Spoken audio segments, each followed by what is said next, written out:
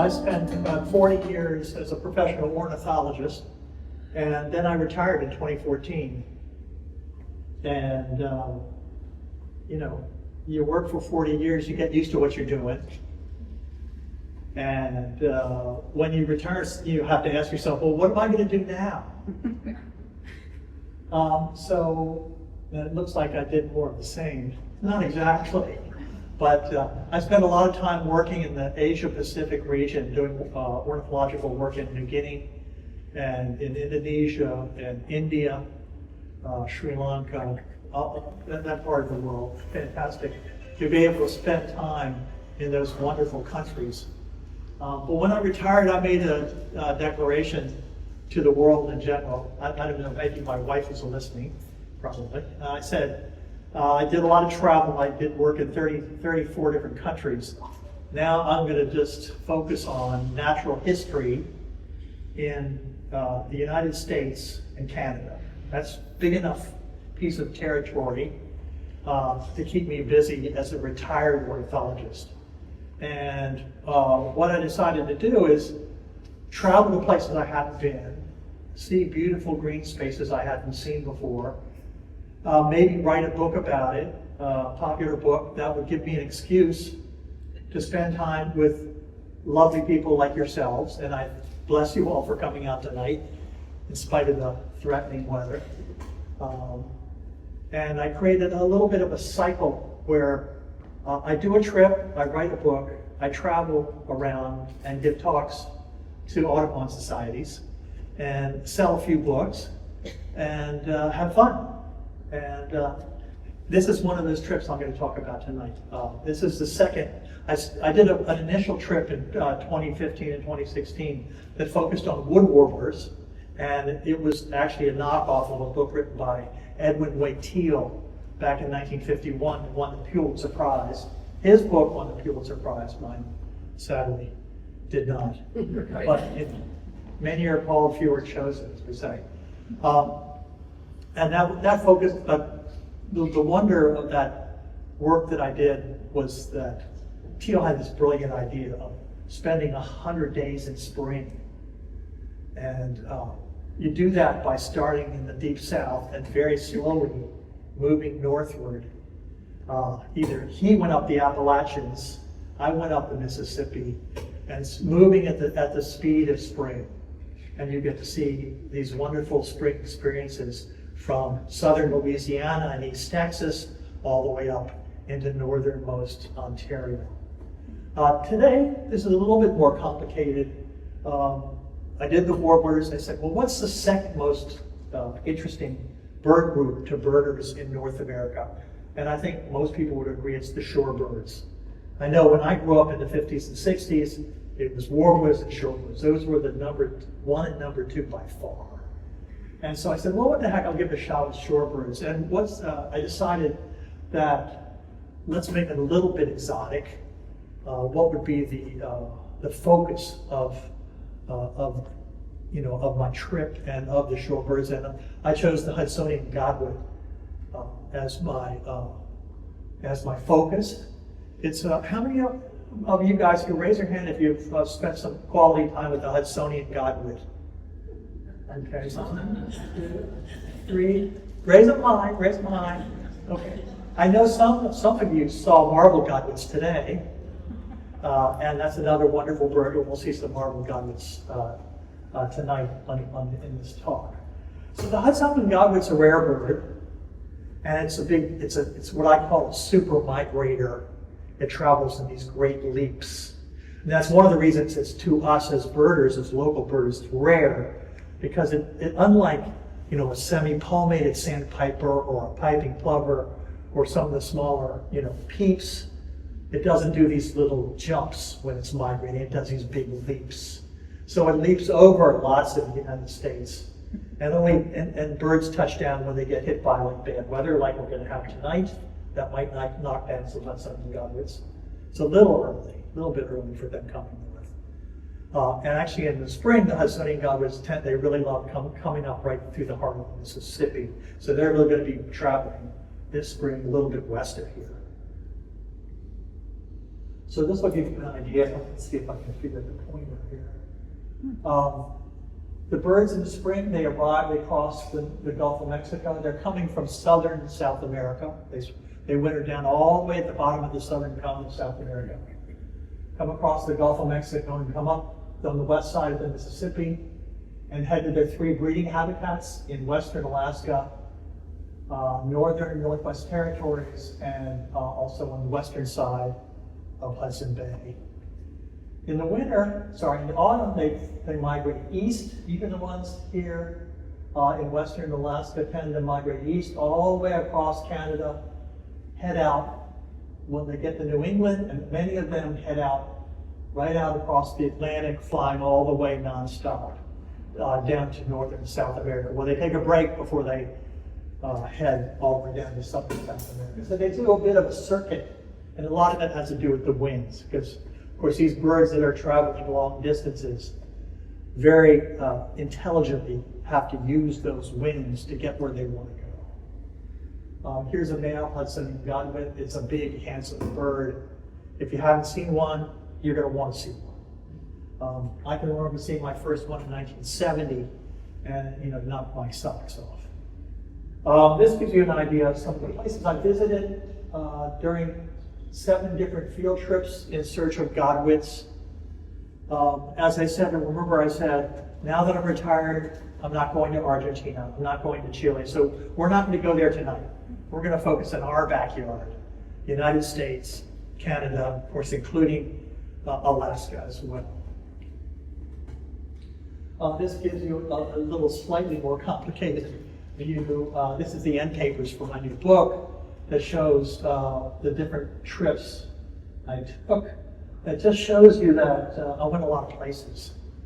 I did most all of these by car, solo, camping. So that's the modality that we're going to follow. We're out camping, I'm on my own. My wife's at home, she actually goes to work for a living. And she lets me do this sort of strange thing. Some places you have to fly. If you want to go up to Barrow or Utqiagvik, as its native name is, or if you want to go to Nome, you have to fly. You can't drive there, no roads. But driving is the main modality. And this, for me, it's just, I'm doing that now. I'm on my way on a trip. It's not going to be a book, but I'm on my way to Big Bend National Park. I'm taking my time, stopping here and there. And this is the car that I took out up to the Arctic Ocean. It's a 2014 Xterra. It's a perfect car for traveling and camping. So I'm a tent camper. I can sleep in the car if I have to. If I got bad weather or there's some terrible thing going on, I can actually sleep in the car. So that's convenient. I had to take a bicycle with me because bike birding is fabulous in many places. And it got all my camp gear. So I'm telling you this because some of you may want to do this. Most of you won't. I think most of you don't like tent camping, I'm guessing. How many people here really love tent camping? All right. Yeah. God bless you. God bless you. There are a few of you. Okay. I'm a tent camper, and people wonder why, but it's not something. I'll tell you what the secret, for me, I'm 73 years old. The secret to successful tent camping for me is a folding 4-inch foam pad and 2 pillows. So the 4-inch foam pad folds out, you have basically a bed in your tent. And the 2 pillows makes it nice and comfy. And if you're sleeping well, then you're traveling well. All right, we're going to start at the bottom of the wall. There's our wall there. Down on the Mexican border. I went down to Brownsville to wait for the arrival of the Hudsonian Godwits as they came across.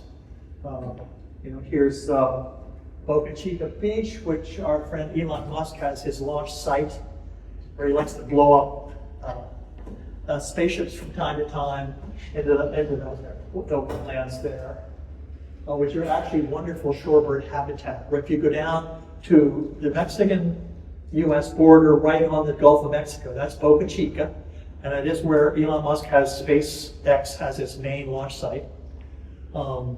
Really great shorebird habitat, great birding. Sorry. Lots of shorebirds, lots of other water birds. And if you get there, you want to get there basically mid or late April. That's when things are really popping. So let me go back. Sorry. We're covering a lot of territory, so you have to take a breath and just sort of go from state to state. So this is my Texas slide. You only get one slide for Texas. I apologize for those here from Texas. It's not because I don't respect Texas. I'm headed there right now, as you know. Texas is a big state. I got there a little early. I saw one Hudsonian Godwit in Texas, just a little bit west of Corpus Christi. Basically got that monkey on my back because I didn't know where Hudsonian Godwits like to spend their migratory time when they're stopping. Where are they actually stopping? Are they stopping National Wildlife Refuge? Are they stopping in lakes? Or are they stopping out on the shore? Well, what I found out pretty quickly is there are a lot of places they're not stopping, and there are a few places they are stopping. You have to figure out what that is. I figured that out in Oklahoma. Here's some Hudsonian Godwits.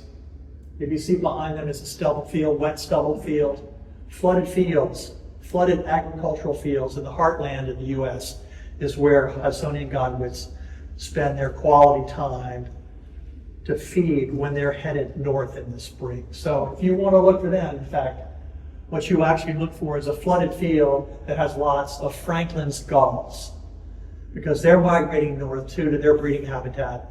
They like those same flooded fields, wet fields. And they have that nice pink breast in the spring. They stand out from a long distance. You can see, what are those gulls with the pink breasts? They have this nice pinkish wash on the breast, which is really quite remarkable. They're gorgeous gulls. And they're a sort of a chase bird for the, if you see those big flocks of those Franklin's gulls, you're probably going to see some Hudsonian Godwits in there as well. So another thing which you discover pretty quickly, and I discovered this in Oklahoma, is what's that? Great Salt Plains State Park. How many people have been to Great Salt Plains State Park? Anybody? Not so many. There are hundreds and hundreds of these green spaces that I want to talk about, like Great Salt Plains State Park. Now, we don't know anything about. We've never been to them. We don't even know they exist. But if you get out on the back roads and start wandering around and you talk to people and you see birders and say, where are you going? Or you look on eBird, you find out there are all these protected areas. Some at the state level, some at the local level, some at the national level, of course. And they are scattered all across our North American continent. And to spend time in those places, you know, some are disappointing, yes, but a lot of them are just incredible surprises. I spent a night here, which I'll never forget, because the chief warden of the park, he came by in the afternoon, about 4 in the afternoon. I was setting up my tent, had a little picnic table on the tent, putting up a tarp. He said, "Hey, there's a tornado warning for tonight. It's going to be like, you know, what we're going to get in another half hour or so. Except I don't think there's a tornado coming. That's okay." He said, there might be a tornado tonight, so you just want to just hunker down, just stay low, and everything's going to be all right, probably. And it was fine. You know, it was the wrath of God for much of that night, with wind and lightning and all sorts. No tornadoes nearby. I mean, there were tornadoes 4 or 5 miles away. None went over my tent, and everything was good.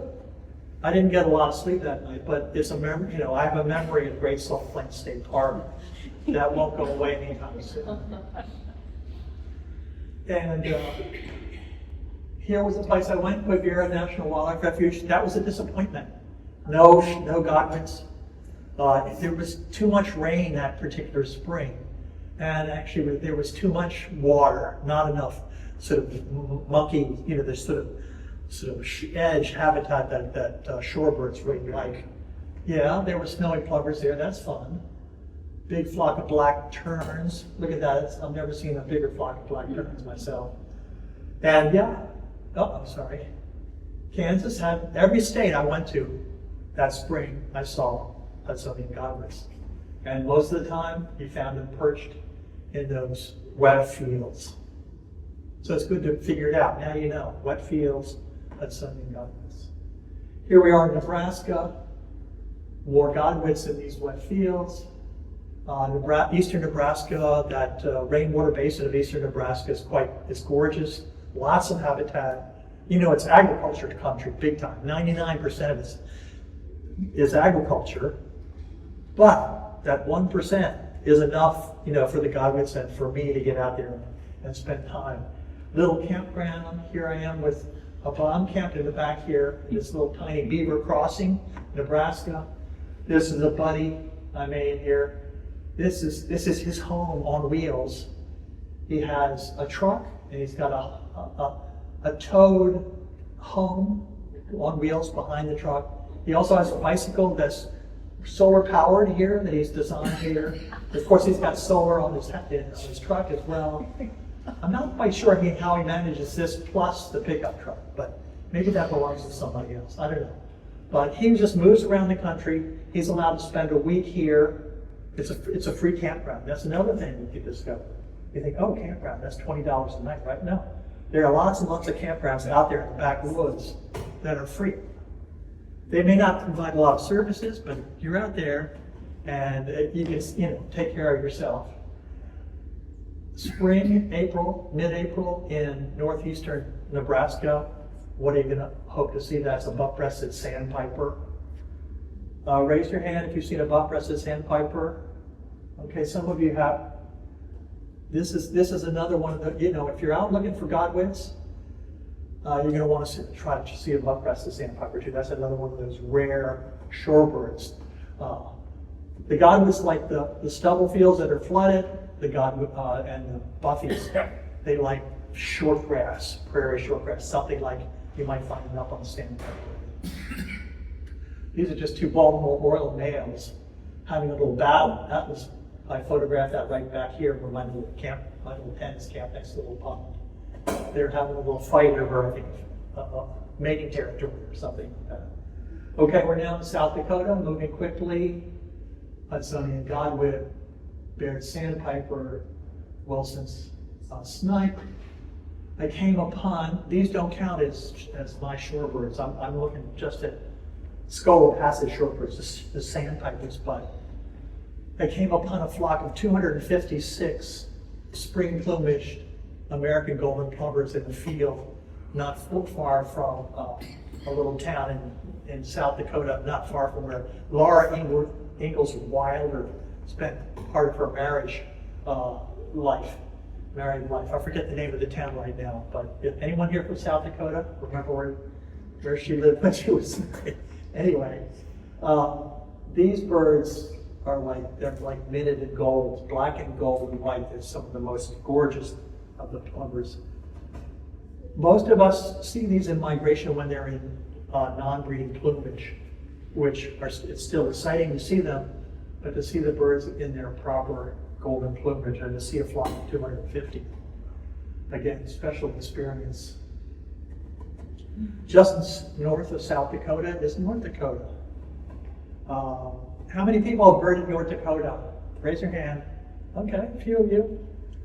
North Dakota in spring, mid-May, late May. It's just awesome. Absolutely fantastic, the sound of birdsong in North Dakota. Here we are near Teddy Roosevelt National Park over in the west. That's Painted Canyon, I think it's called. And there's a marble godwit up on the rock there. They breed in the downs below. They breed in the Great Plains. Anybody who likes Dot's pretzels have passed through Elva, North Dakota. I didn't see Dot, but I saw the dog. And once you get to the top of North Dakota, you're far enough north that you actually get breeding redneck grebes, which was a surprise to see. You're up in the western part is, of course, the back end shale, where every road is filled with big trucks carrying pipes and all sorts of materials in order to extract oil and gas from that incredible strike up in western North Dakota.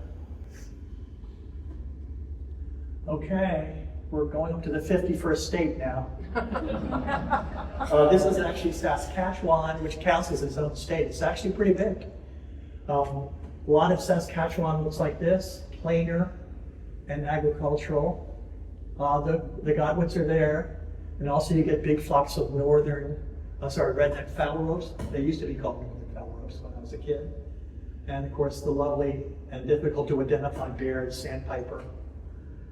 So even as we move north, we're moving up with these birds as they move up towards their breeding habitats. We're in Manitoba now, which is a little bit east of Saskatchewan. We're headed over towards the Hudson Bay. Marble godwit, that's the big brother of the Hudsonian Godwit. Quite a big, handsome bird. Another marble here. Marble are big breeders in Manitoba.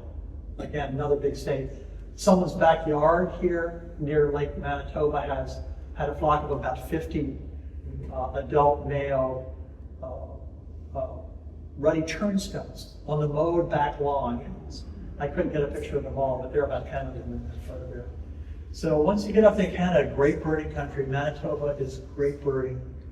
Again, it's all about the season. You get there in late May, early June, and lots of stuff is popping. They're beautiful habitats for these bird watching experiences as well. Now, to get to Churchill, Manitoba, which is on the western shore of Hudson Bay, you need to take a plane. There was a train. There's no way to drive. You can't drive there. But there was a train, but because of the melting permafrost, the train isn't going these days. You have to fly up. It's about an hour and a half flight from Winnipeg. So I flew from Winnipeg, was 80 degrees Fahrenheit that morning when I flew. Arrived in Churchill, it was snowing around 32. This is where Hudsonian Godwits nest. So it's sort of like a pilgrimage for me to actually make visit a site where the males are coming in, getting ready. This is a female here, these are males up top. The males have a nice rusty belly. The females are larger, but a little bit plainer. And it's territory rough, and it's all tundra, mostly tundra. Churchill is tundra. It's the southernmost tundra in Canada because of Hudson Bay. Because Hudson Bay most of the year is a block of ice, which chills that whole area. And while I was there, it was, if you looked out over Hudson Bay, you looked east, it was just a white covering of a thick coating of ice, and this is in early June. So think about that. And these birds were arriving. It snowed every day I was there. This is the first 10 days of June. It didn't snow a lot, just, you'd wake up and look out of the window and the snow was gently falling, like it's doing in northern Michigan today. Exactly. So it happens in the US too, not just in Canada. Here's the red pole. It used to be a common red pole. Now it's been demoted to a red pole, just one word. Also another breeding bird there is the stilt sandpiper. And you can actually see, I'm not just making that up. This is Hudson Bay, that's ice that goes as far as the eye can see. And if you go out to the fen, the lucky thing about Churchill is research scientists have been working there for a long time because this is a great place to do field research. It's also a popular place to go in September to see polar bears. Who's gone to see the polar bears? Anybody here? Any polar bear people? No? Okay, that's okay. We're talking about birds mainly, although we're going to see a polar bear eventually. But there's a great research station where I was able to stay. They rent me a car. They have food, 3 meals a day, and a place to stay.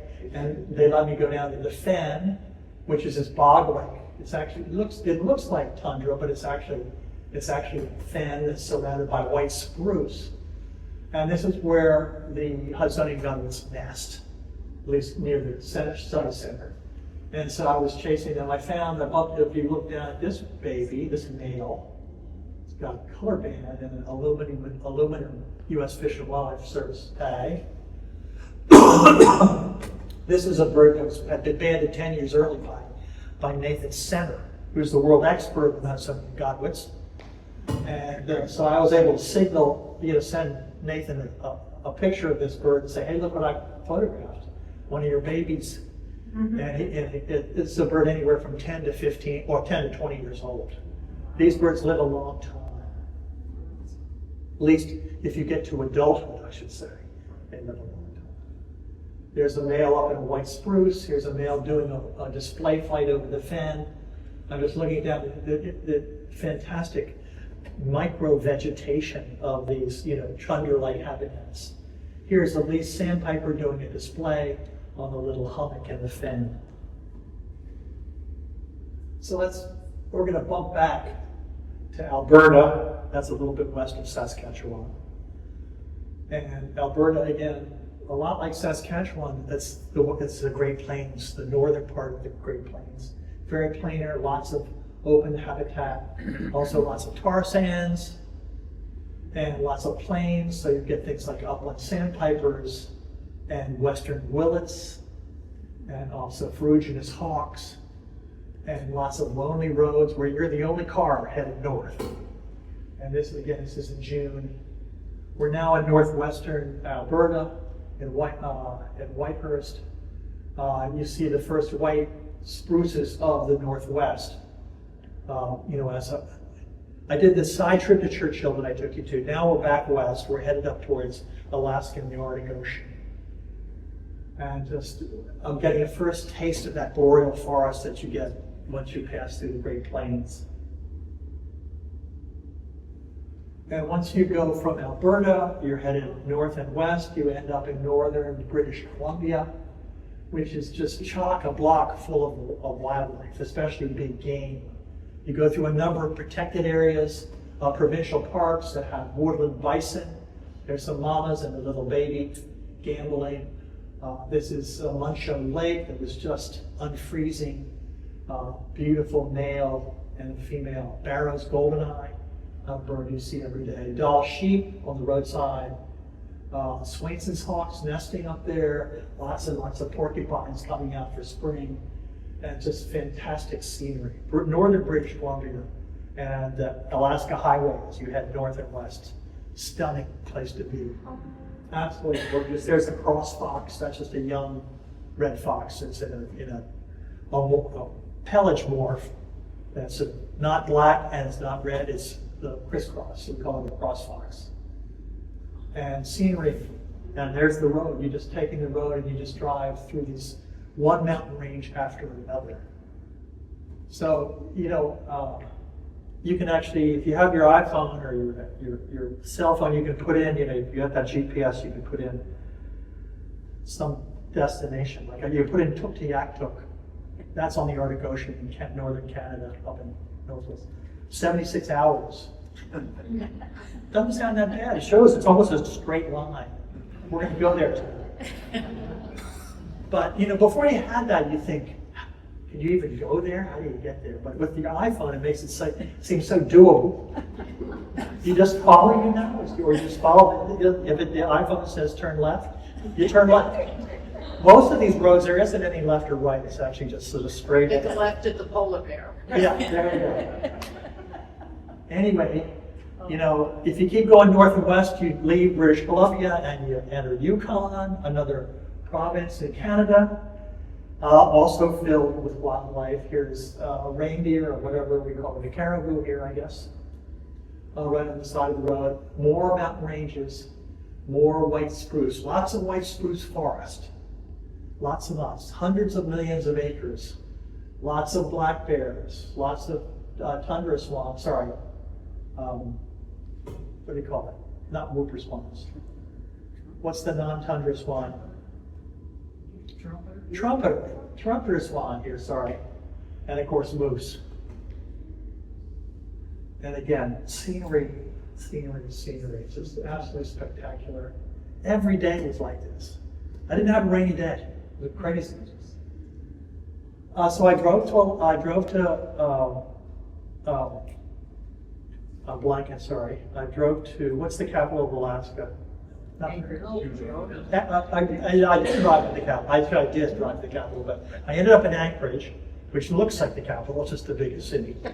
And then I went over to spend some time with the world expert on Hudsonian Godwits. That's Nathan Center. And he's doing his work in Beluga, which is just you get a little tiny bush plane and just fly over Cook Inlet. It's about a 10-minute flight. They drop you off, and you set up camp there, and there you are. And you have all sorts of habitat with boreal chickadees and three-toed woodpeckers and Arctic terns and more black bears and red foxes looking over Cook Inlet, yellowlegs and sleeping lady. And here we are with Nathan. There's the man himself with a Hudsonian Godwit in his hand.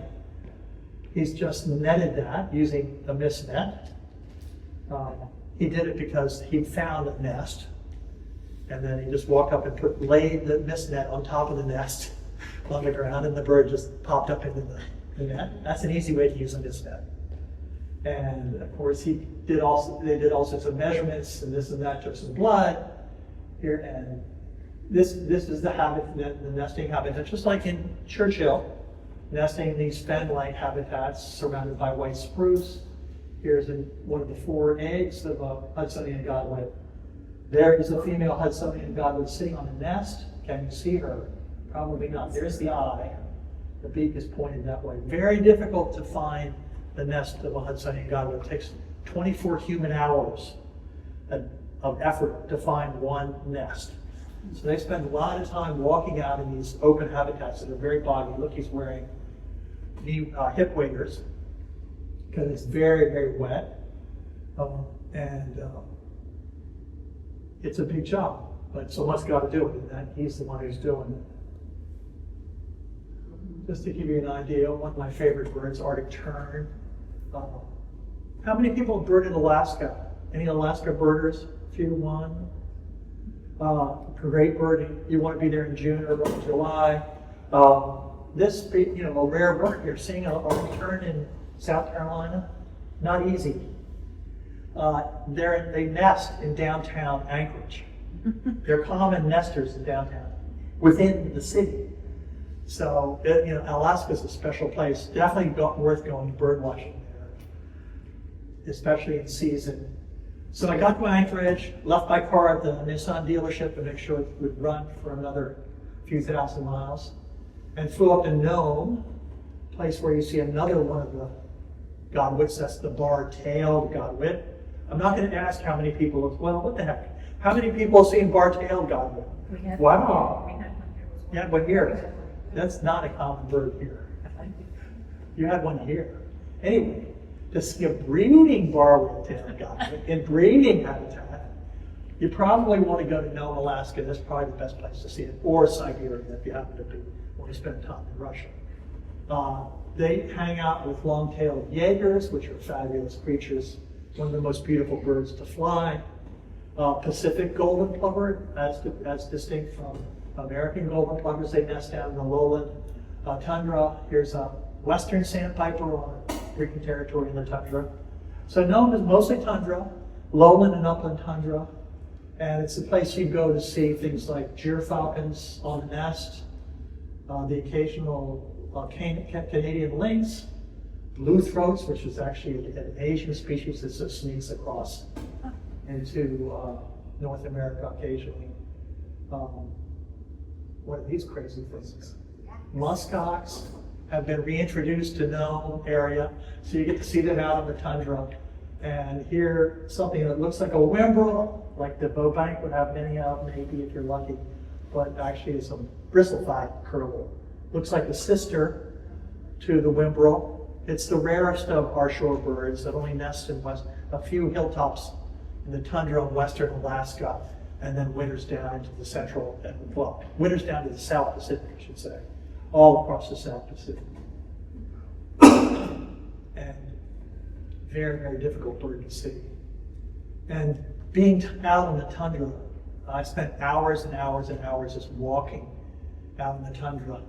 There's nothing, there are no trees to stop you. You can go as far as you want, as high, over. And what you see when you're out on the tundra is a lot of nothing, actually. It's mainly, you're not seeing birds, you're not even hearing birds, you're just walking and it's just open and quiet. And you think about birds nesting in tundra, well, they're down on the ground, right? They're not up in a tree protected up high, something like that. They're protected by this vastness of the tundra. There's just so much up in the far north. As you go all the way around the pole, birds can get up there and get a lot of their own habitat where they can just be left alone, get away from predators. Predators have to work hard to find those things that are nesting out there. And so when you walk out there, you see a lot of nothing, and then occasionally you see something cool. But it's absolutely stunning, stunning habitat. So from Nome, I flew back to Anchorage, turned around and got on a plane and then flew up to Barrow. Kuvik, I can't pronounce it, which is the northernmost point of mainland North America. And I did some early spring birding here. You see the snow pile up here on the gas line road. This is what spring birding looks like in Barrow. The local people take a couple of bowhead whales a year, so you see the jawbones of these bowhead whales. Pectoral sandpipers are displaying in the road because the snow's too deep. Sabine's gulls down in the gravel pit. The house sparrow for Barrow is the snow bunting. You see them perched on top of every house in Barrow. And so I got there just, again, like when I arrived in Churchill. I'm arriving, it's still like winter, it's still snowing most days. And the shorebirds are arriving in winter. The males want to get there, get a territory set up. Here's another pectoral sandpiper. These are a group of displaying dudlings. Here's this little guy that snuck over from Siberia. That's a redneck stint. Stellar's eider, parasitic jaeger. You'll see that offshore here. And oh, there it is, polar bear. We got a stray polar bear out on the ice just off of town, which is a rare treat. So on this particular trip, I had a bear trifecta for this particular trip. That was the hardest one to get. You saw a black bear. Here's a grizzly right here. So after I did those, I got back in my car. I picked up the car from the Nissan dealer in Anchorage, drove east and north into Canada, and took the Dempster Highway. Who knows who's been on the Dempster Highway? Anybody here? So the Dempster Highway is the Canadian version of the Dalton Highway, which you can catch near Fairbanks to go up to Dead Horse and Prudhoe Bay. So those are the two highways in North America that go north, to the Arctic Ocean. And so I took the Canadian highway, which takes you up to that little tiny town, Tuktoyaktuk, and drove and drove and drove. And there's a Smith's longspur. That's one of the specialty birds you get in Tombstone Territorial Park. It's called Territorial Park because Northwest Territories is a territory, not a province, and not a state. Good place to see a grizzly bear. They don't like seeing you. Most grizzly bears, all the grizzly bears that I encountered, saw me and hightailed it out of there. You can see them looking suspicious at me, mainly because, of course, when bears see humans, normally they see them holding a rifle, some sort of a rifle like a 30-06 or whatever, better, to shoot them if they had a permit.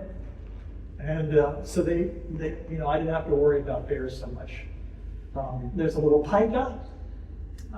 That's the collared pika, not the one we get out in Wyoming, but this is a northern species.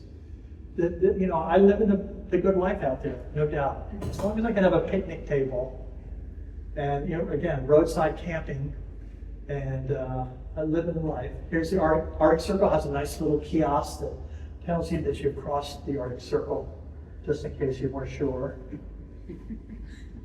Now let's talk a little bit about these birds. So I did a lot of traveling, but I'm not a super migrator. The two Godwits would be construed as super migrators, and a few other shorebirds as super migrators. Let's look at the Hudsonian Godwit first. This is just one bird we're looking at now, one individual. This is it nested up in northwestern Alaska. and then made a series of stops. You can see the little points. Stop there, stop there. So this is a young bird. Instead of going out across the Atlantic, it took the easy way down the peninsula of Florida, across the Caribbean, then down into Chile, the western coast of Chile, and spent the winter down in Chile, probably Chiloé Island, where tens of thousands of these godwits, most of the world population, winters down, either in Chiloé Island or in the southern parts of Argentina. This bird then did this big flight in the spring, flew nonstop all the way up to,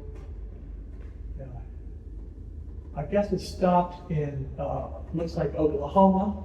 It did these are pretty serious flights that a bird over an ocean is taking. So if you want to get really serious, let's go to this next one.13,000 a single flight of a bar-tailed godwit. This is a young bird as well. It flew for 13,050 kilometers over a period of 11 days with flapping flight without stopping, without feeding, without drinking.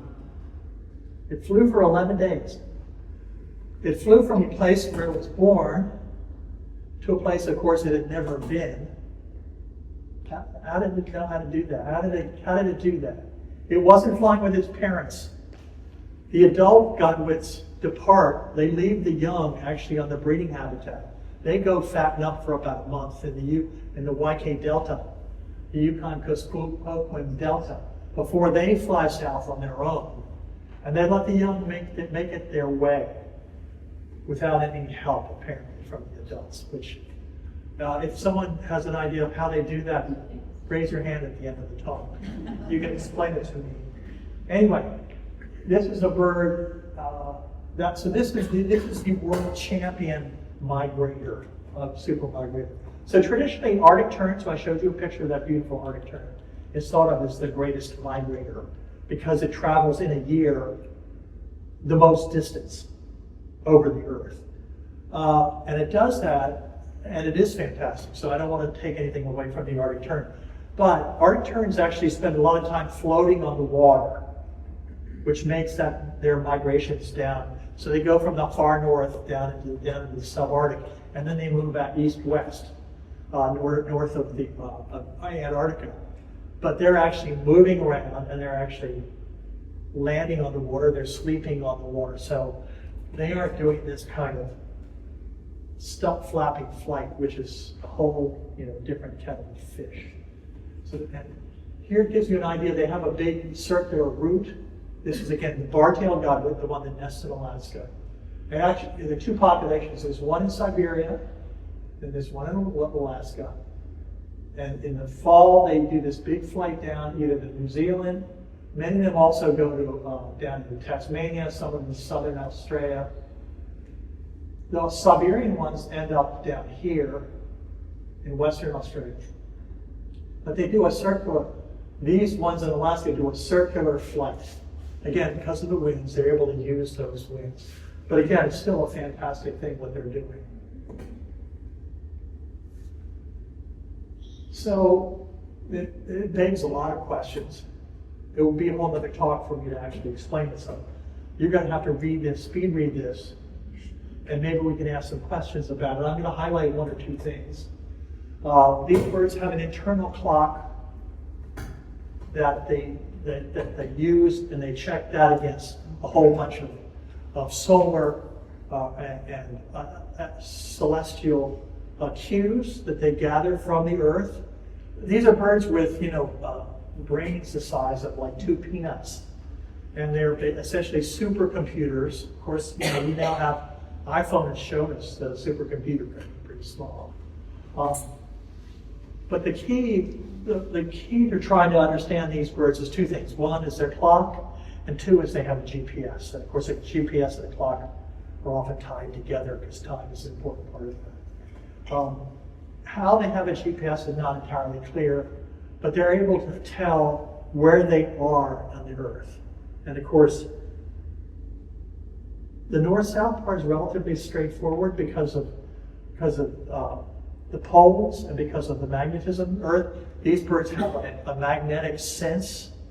We thought it was actually a magnet that was in their foreheads. That was thought to be the case for research that was done on domestic pigeons or the rock dove. I found that that's not really the case. In fact, the source of their magnetic sense is something related to something much more complicated, quantum entanglement. So quantum physics, and they have a protein, cryptochrome 1A. That's in their retina that can see blue light and uses that to actually tell how far north and south they are on the planet. This is still in the very early stages of discussion. I don't even claim to understand quantum physics. I don't even know if it's real, but the birds are real, and the birds are doing something. And this is what the experts are telling us now. Quantum entanglement, if there's a physicist here that can explain quantum entanglement to the group, I welcome that a little bit later. For me, the big question is, why do the adults and the young separate? And how do the young birds manage to make that flight from the northern hemisphere to the southern hemisphere without any historical knowledge, right? It must all be, tied into some genetic coding that gets them where they want to go. Can't really tell you how. It's mind-boggling. But if you look at this long list of things that they use, it basically gives you the sense. It makes you respect how organic evolution can produce these fantastic feats of nature just by trial and error. So what's the error part? The error part is most of the young birds, probably more than half of the young birds of the year, die on their way south.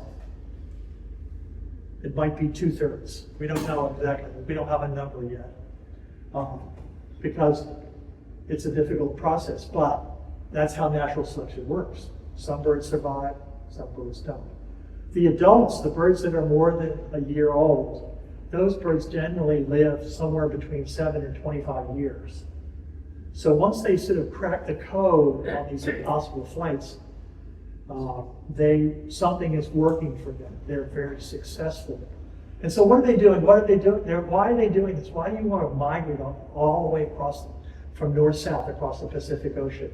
You're doing it to live in eternal spring. You have that. You're up in Alaska, 20-hour day, all the food you can eat, all that daylight when you can feed your young. And then for the winter, you want to recover from all that effort you spent. You're down in eternal spring in Chile, or you're down in New Zealand in spring and summer. And you have that long day, you have all that food you can eat, and as you're relaxing and getting ready for, remember, they have one job. They have one single job, and that's to raise some offspring, in their lifetime. And this is how they do it. And it's the opposite of the cardinal and the downy woodpecker, which we have in our backyards here, where everything seems so simple and linear. This is all, the Godwits are non-simple and non-linear. I think there's no doubt about that. And so if you really want to, I did a very poor job of explaining the science, so you really need to get the book. It's properly explained because I have to edit it. And you could read it and actually find out, late at night, what it's all about. I want to salute Alan Besser, who did the wonderful art for the book. Unfortunately, he passed away in 2022, but not before finishing the artwork for the book. And at that point, I will end here and take some questions, if that's okay. Thank you very much.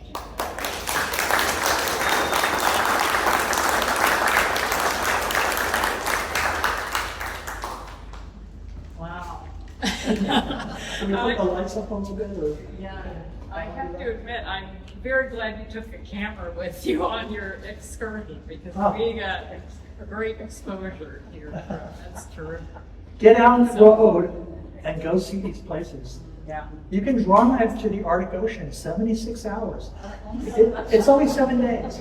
It's only 7 days. Remember the Godwit, it takes them 11 days. Yeah. Remember? And they went a lot farther. Sir? The question was how long was the migration flight, the total from the? I think the question was, how long was that migration flight that the bar-tailed godwits takes? It's a little bit more than 8,000 miles, although it seems farther. Of course, if you say it in kilometers, it said, what did it say, 13,000 kilometers? Yeah. So that sounds like more. 13,000 kilometers for one flight. So that's for not taking a drink from a bottle, no food. Pretty remarkable. How did it do that? Think about it. Well, I'll tell you, I'll give you one thing. So they spend a month where they actually change their body plan. When they're in the YT Delta in Alaska, when the adults are, they will double their weight. But they do that by adding fat.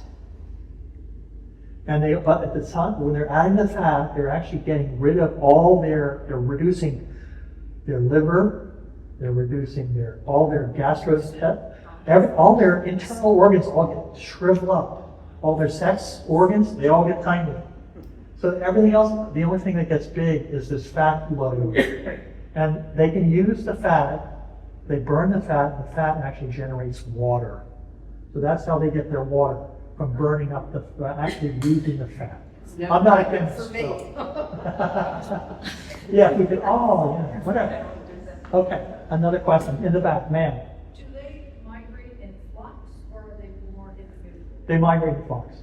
Yeah. So the young will migrate in flocks, and the adults will migrate in flocks. And maybe some people suggest maybe the young birds are looking for the adults and they follow the adults. We don't know. Yes, sir. I hate to bring up a mundane point. Yes, sir. Knows how my mind works. How much of an issue was gas? So I had the question was, what about gasoline? So I had, because of COVID, the big trip up into the Arctic was delayed by 2 years because I couldn't get into Canada. I could fly to Alaska, no problem, but I couldn't drive. I tried all sorts of subterfuges to get a permit to get into Canada, but my work wasn't termed important enough. So, because of the delays, I was, at night, I'd think, what about grizzly bears? And now, I'm camping in a tiny little tent. What do I do about grizzly bears? And the other thing is, what if I run out of gas? Because the Dempster Highway is something, to drive to Inuvik is 500 miles. And then to get to Tuktoyaktuk is another 85 miles. And there are only like 3 gas stations. And I have a car, this Nissan Xterra, has terrible gas mileage. I was looking at it today. 16.4 miles to the gallon. Today! Now, and you guys, there must be someone here who knows about tire pressure. But I'm thinking if I increase my tire pressure, I will get better gas mileage. Is that right? Does anybody know? And my tires actually say, I'm sorry to take this time. My tires say 80 PSI. They're fancy tire, but right now they're only at 42 or 45. Should I jack them up to 50? To get better gas mileage? What's that? I'd ask your Nissan dealership. No, they don't use these tires. That's the problem. I'd look up the tire. You what? I'd look up the tire. They may have different specs. So my friend in Yukon, who was the mechanic, he said, look, these tires have 80 PSI, and you're running at 32. And I jacked them up at 50, and the mileage went quite a ways up. So, anyway, sorry. Question? What do they eat and how many eggs do they lay at once? What do they eat? Yeah. Okay. So for most of the year, godwits eat marine invertebrates. That's their favorite habitat, right? right? So all down in winter, Chilean. So little worms, little, little squiggly little things we don't know anything about that are down. They drill down. And they're looking for similar type things when they're migrating, through the heartland of America. They're drilling down in that muddy, the stubble fields. They're drilling down in the water for maybe earthworms and other invertebrates. Basically, they stick that beak down in whatever's moving, and they do have some. They have, it's like electrosenses. They can actually sense. Some of these shorebirds can sense living things that they can actually, and their beaks are very mobile. They can use them like tweezers. Up on the tundra, it's mainly insects, mainly it's not marine, of course. So it's mainly insects and things like that. Yeah. Sir. So they stopped at these wetlands around the United States. How long do they stay? So the question was, when these birds are migrating and stopping over, how long do they stay? So for a typical stopover, it's 3 or 4 days. And then they have special places like the YK Delta where they spend a month up in Alaska.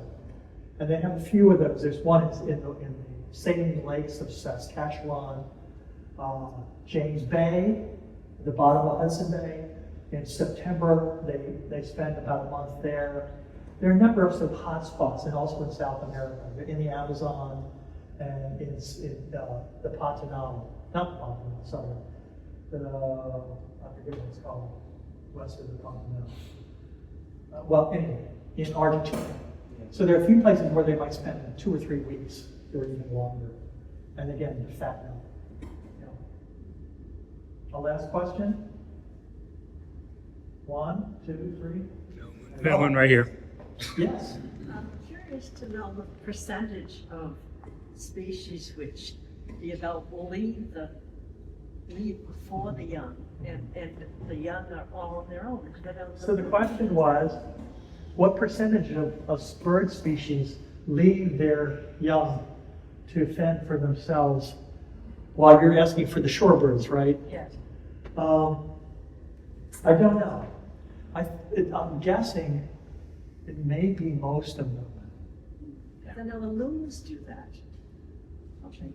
You're asking, do the loons do that?